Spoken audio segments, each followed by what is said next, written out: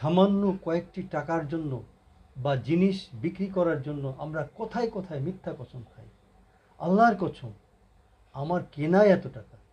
কিন্তু আপনি কি জানেন এই মিথ্যার উপর ভিত্তি করে উপার্জিত টাকা আপনার পুরো সংসারকে ধ্বংস করে দিচ্ছে?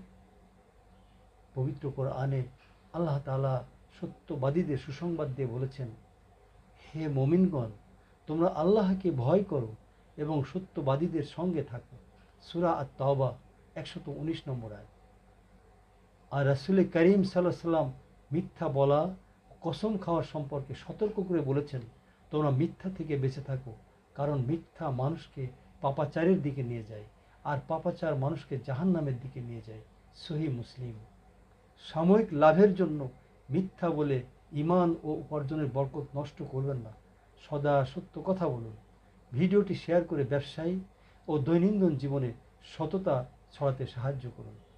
জাযাকুমুল্লাহ খায়রান।